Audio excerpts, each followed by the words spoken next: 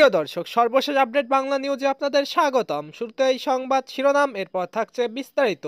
শুরুতেই জানিয়ে দেব 21শে আগস্টের গ্রেনেড হামলার খুনিদের নির্বাচনের টিকিট দিচ্ছে বিএনপি। বিস্তারিত থাকছে প্রতিবেদনে। আরও জানিয়ে দেব স্বৈরাচার ইউনূসের আমলে গত 15 মাসে হামলা, নিপীড়ন ও হত্যার শিকার 1073 জন সাংবাদিক। বিস্তারিত থাকছে প্রতিবেদনে। আরও জানিয়ে দেব ইউনূসের পতন ও আইজিপিকে অপসারণের দাবিতে শাহবাগ অবরোধ, যান চলাচল বন্ধ। বিস্তারিত থাকছে প্রতিবেদনে।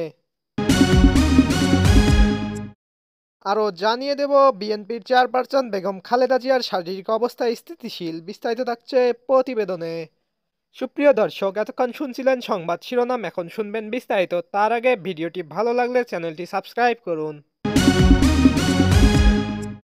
বাংলাদেশের রাজনীতির ইতিহাসে কিছু নাম উচ্চারিত হলেই মানুষের মনে ভয়াবহ স্মৃতি জেগে ওঠে।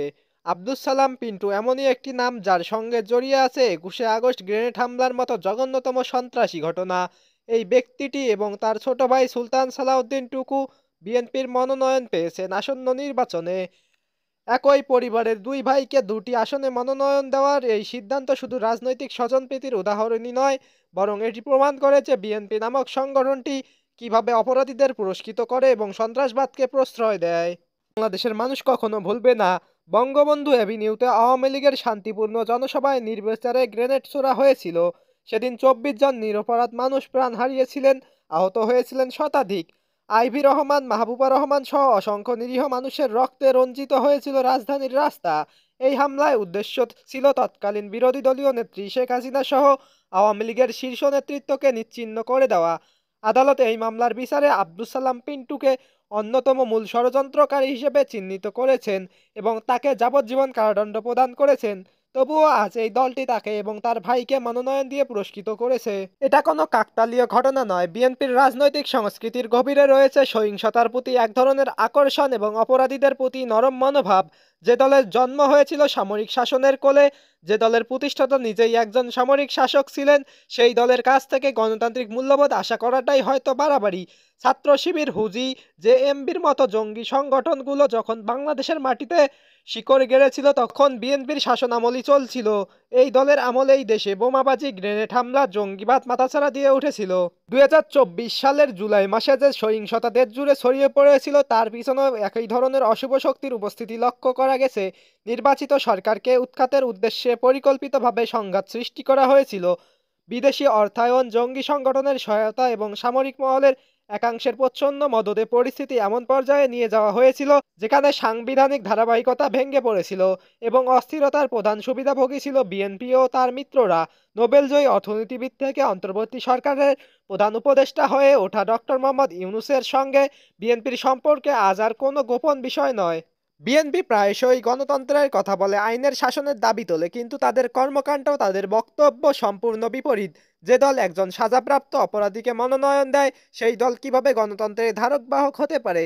যে দলের ভিত্তি সামরিক ক্যান্টনমেন্টে, যে দলের ইতিহাস রক্তে রঞ্জিত, যে দলের নেতারা জঙ্গিবাদের সঙ্গে আপোষ করেছে, সেই দল জনগণের প্রতিনিধিত্ব করার নৈতিক অধিকার হারিয়ে ফেলেছে বহু আগেই।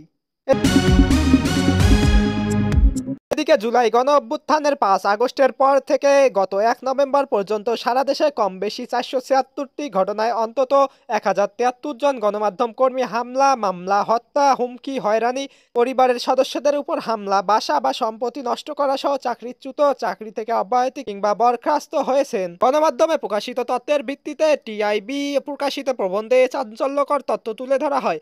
মঙ্গলবার দুপুরে আন্তর্জাতিক দুর্নীতি বিরোধী দিবস 2025 উপলক্ষে ধানমন্ডির মাইডান্স ভবনের টিআইবি কার্যালয়ে কর্তৃত্ববাদ পতন পরবর্তী বাংলাদেশের গণমাধ্যমের পরিস্থিতি শীর্ষক আলোচনায় গণমাধ্যম সূত্রে প্রাপ্ত তথ্যের ভিত্তিতে প্রবন্ধ উপস্থাপন করেন টিআইবির outreach and communication deputy coordinator Zafar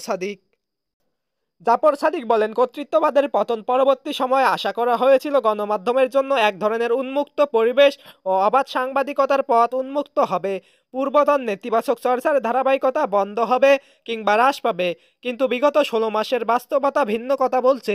বিশ্ব সংবাদ মাধ্যমের স্বাধীনতা সূচকে বাংলাদেশ ১৬ ধাপ এগিয়ে ১৪৯তম হলে এতে খুব বেশি আশাবাদী হওয়ার সুযোগ নেই, কারণ এখনও গণমাধ্যমের স্বাধীনতা এবং পূর্বে বিরাজমান নেতিবাচক পরিস্থিতি থেকে উত্তরণ করা যায়নি। এমনকি কিছু সম্ভাবনা দেখা গেলেও তা নষ্ট হওয়ার উপক্রম হয়েছে। এদিকে পুলিশের মহাপরিদর্শক বাহারুল আলমকে অপসারণ এবং শাস্তির দাবিতে রাজধানীর শাহবাগ মোড় অবরোধ করেছে শহীদ পিন্টু স্মৃতি সংসদ। আজ বিকেল ৩টার দিকে সড়ক অবরোধ করা হয়।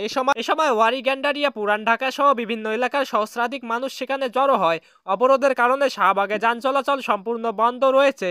শহীদ পিন্টু স্মৃতি সংসদের সভাপতি রফিক আহমেদ ডলার বলেন, শহীদ পিন্টু হত্যার বিচারের দাবিতে আমরা আজ শাহবাগ অবরোধ করেছি।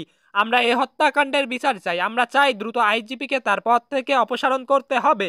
এরপর তার বিষয়ে সরকার যেন প্রয়োজনীয় পদক্ষেপ নেয়। এর আগে রোববার জাতীয় প্রেস ক্লাবে শহীদ পিন্টু স্মৃতি সংসদ আয়োজিত প্রতিবাদ সভায় বিএনপির সহ সাংগঠনিক সম্পাদক নাসির উদ্দিন আহমেদ পিন্টুর মৃত্যুকে পরিকল্পিতভাবে হত্যা করা হয়েছে বলে দাবি করেন তার সহধর্মিণী সাবেক মহিলা কাউন্সিলর নাসিমা আক্তার কল্পনা। এছাড়া পিলখানা হত্যাকাণ্ড ও ৫৭ সেনা কর্মকর্তার নির্মম হত্যা মামলার স্বাধীন তদন্ত কমিশনের প্রতিবেদনে সংশ্লিষ্ট পুলিশ কর্মকর্তাদের নাম প্রকাশের পর তিনি আইজিপি বাহারুল আলমকে অবিলম্বে অপসারণ ও দৃষ্টান্তমূলক শাস্তির দাবি জানান। এদিকে রাজধানীর এভারকেয়ার হাসপাতালে চিকিৎসাধীন বিএনপি চেয়ারপারসন বেগম খালেদা জিয়ার শারীরিক অবস্থা এখনও অপরিবর্তিত। চিকিৎসকরা জানিয়েছিলেন অবস্থার অবনতি না হলেও স্থিতিশীল আছে বেগম জিয়ার স্বাস্থ্য। শারীরিক অবস্থা যাত্রা উপযোগী না হওয়ায় এখনও তার লন্ডন যাওয়ার সিদ্ধান্ত নিতে পারেনি মেডিকেল বোর্ড। তাই এভারকেয়ারেই তাকে চিকিৎসা নিতে হচ্ছে বলে জানিয়েছেন চিকিৎসকরা। মেডিকেল বোর্ডের সদস্যরা এর আগে জানিয়েছিলেন যাত্রা উপযোগী শারীরিক অবস্থা না থাকায় উন্নত চিকিৎসার জন্য এখনই লন্ডন নেওয়া হচ্ছে না বিএনপি নেত্রীকে। যদিও গত শুক্রবার ভোরে যুক্তরাজ্যে নেয়ার সব প্রস্তুতি নিয়েছিলেন বেগম জিয়ার চিকিৎসকরা। রাজধানীর এভারকেয়ার হাসপাতালের ক্রিটিক্যাল কেয়ার ইউনিটে ভর্তি ৮০ বছর বয়সী সাবেক প্রধানমন্ত্রী বেগম খালেদা জিয়া দীর্ঘদিন ধরে আর্থাইটিস, ডায়াবেটিস, পাশাপাশি কিডনি, লিভার, ফুসফুস, হৃদযন্ত্র, চোখের সমস্যা সহ নানা জটিলতায় ভুগছেন।